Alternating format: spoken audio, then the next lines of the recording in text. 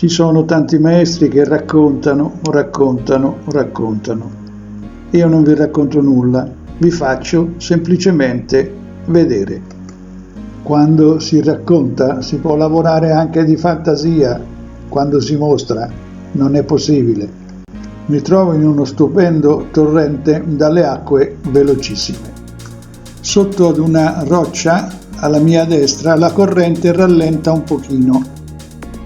Lascio partire un angolato curvo fortemente a destra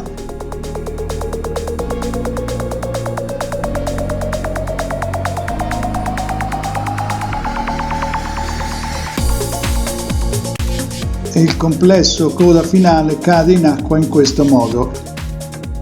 Ora alzo la canna piano piano in modo da condurre l'imitazione senza dragaggio in un punto ben preciso, come si potrà vedere nel fermo immagine successivo. Imitazione secca ovviamente.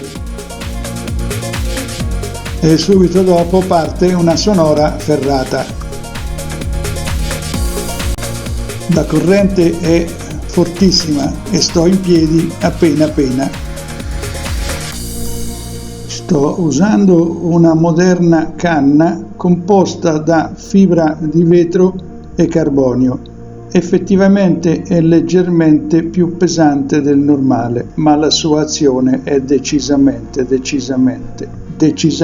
fantastica. La coda è del numero 4, DT, sempre e solo DT. Il finale è il mio classico con un tip lungo sui 2,50 m dello 0,18. Un'altra strategia che metto in atto in acque super veloci è quella di cercare quei punti dove questa rallenta, perché lo sappiamo tutti che la trota in particolare è un pesce d'acqua fredda e veloce, ma non tutti sanno che essa preferisce procurarsi il cibo dove questa rallenta.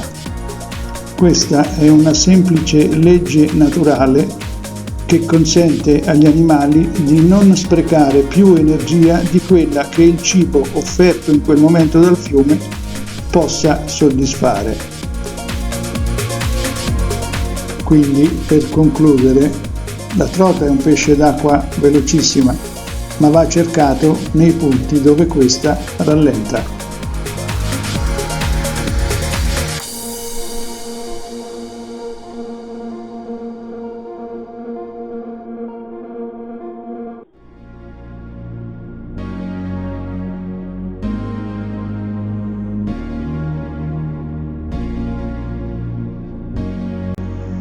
Anche in questo caso sto usando la mia strategia da acque super veloci.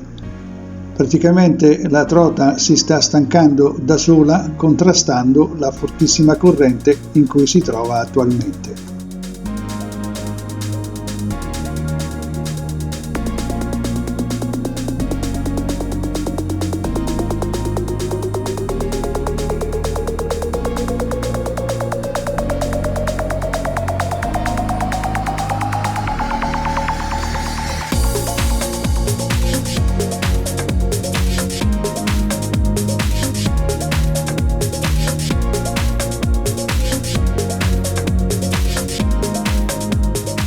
Infatti si sta spostando lateralmente dove la corrente rallenta in modo vistoso.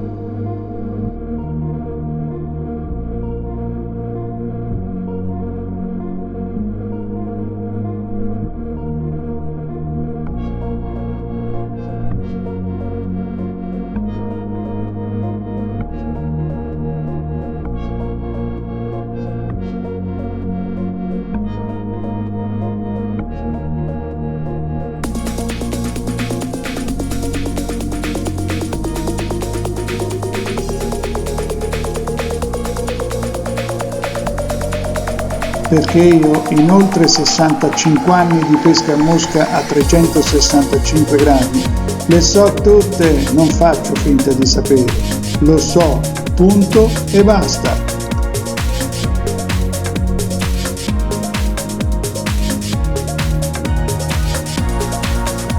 È stanca e fra pochi istanti entrerà nel guadino e nello stesso istante l'acqua esplode.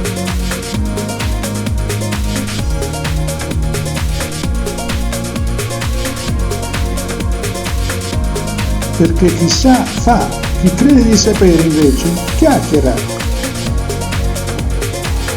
Costruita sull'amo dell'otto lungo, è disponibile sul mio canale YouTube.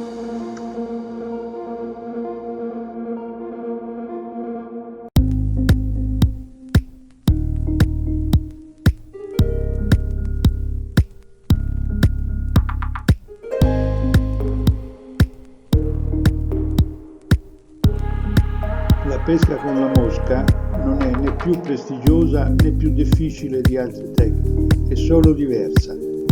Diversi e speciali invece sono tutti quelli che la comprendono fino in fondo, tanto da capire che essa ti dà quello che tu gli dai.